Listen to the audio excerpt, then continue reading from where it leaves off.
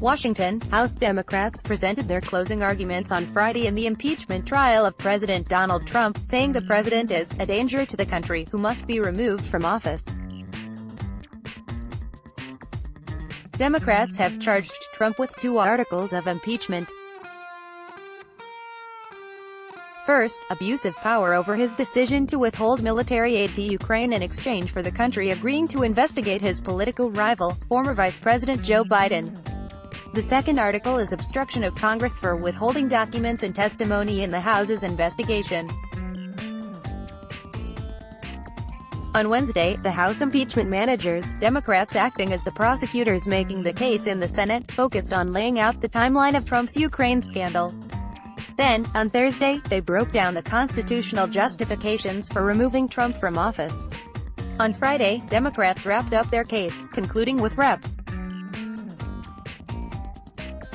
Adam Schiff, the lead impeachment manager and chair of the House Intelligence Committee, reading the articles of impeachment and punctuating its allegations against Trump by repeatedly saying, "That has been proved." Schiff then went through a number of arguments that he believes Trump's lawyers will make, arguing that they will focus on process arguments, disparaging the House managers, and saying that Democrats are only impeaching Trump because they hate the president, things that are relevant to what Trump did, he said. When you hear those attacks, you should ask yourself, away from what do they want to distract my attention? 9 times out of 10 it is the president's misconduct. Schiff added that he doesn't hate the president, I'd only hate what he has done to this country. When they make the argument to you this is only happening because we hate the president is just another form of please do not consider what the president did, Schiff said. Whether you like him or dislike him is immaterial. What matters is if he is a danger to the country because he will do it again. And none of us can have confidence based on his word he will not do it again because he is telling us every day he would. Democrats have been pushing Republicans to allow them to call witnesses and subpoena documents in the trial. While Republicans have voted multiple times already to avoid that, the issue could come up again next week. Schiff concluded his speech, and nearly 22 hours of Democratic arguments this week, by saying, "Americans get a fair trial, and so I ask you, I implore you, give America a fair trial. Give America a fair trial. She is worth it." Schiff made his most impassioned case to senators in a Thursday night speech, arguing that they must vote to remove Trump from office. "You know you can trust this president to do what's right for this country. You can trust he will do what's right for Donald Trump," he said as the day came to a close around 10:30 p.m. "He'll do it now, he's done it before, he'll do it for the next several months, he'll do it in the election if he is allowed to. This is why if you find him guilty, you must find he should be removed, because right matters. And the truth matters. Otherwise, we are lost." On Friday, Schiff added a new argument for removing Trump from office, warning senators that they could be Trump's next targets. "It shouldn't matter there was Joe Biden that Trump asked to investigate, because I will tell you something, the next time, it just may be you. It just may be you. Do you think for a moment that any of you, no matter what your relationship with this president, that if he felt it was in his interest, that he wouldn't ask for you to be investigated? Do you think for a moment that he wouldn't? And if somewhere deep down below, you realize that he would, you cannot leave a man like that in office when he has violated the Constitution." Schiff later added, "It could be any of us. It may be any of us. It goes to character. You don't realize how important character is at the highest office in the land until you don't have it." The trial took a break shortly after Schiff's speech. Democratic Sen.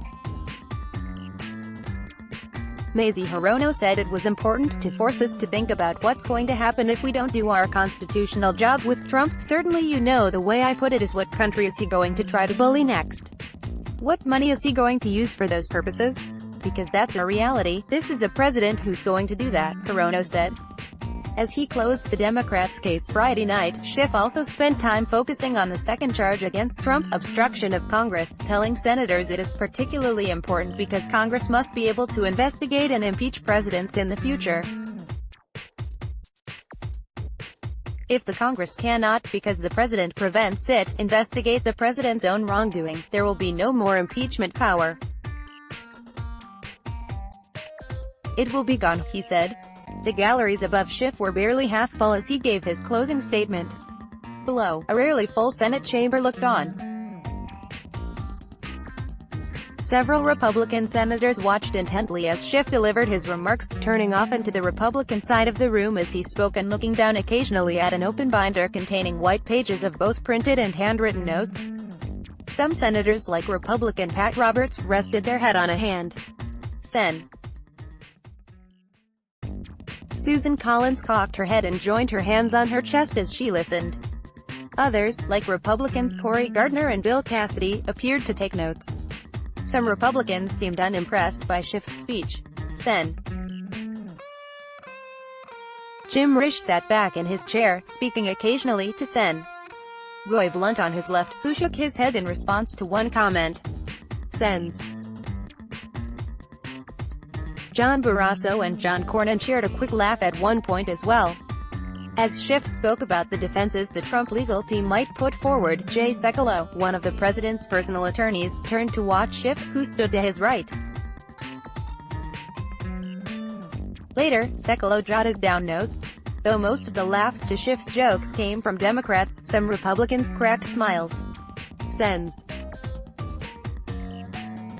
Deb Fischer and Richard Shelby smirked as Schiff spoke about the Trump lawyers' likely attacks on him. Cornyn grinned when Schiff joked about once disagreeing with a quote from Robert Kennedy, a legendary Democrat. As Schiff went on, Republican senators seemed to grow tired of the lengthy speech. But they appeared to become irritated when Schiff referenced a CBS News report that the White House had warned Republican senators, "Vote against the president and your head will be on a pike." Barrasso shook his head in disagreement, while others on the Republican side voiced their opinions, with some shouting, "Not true." As senators left for the night, Sen.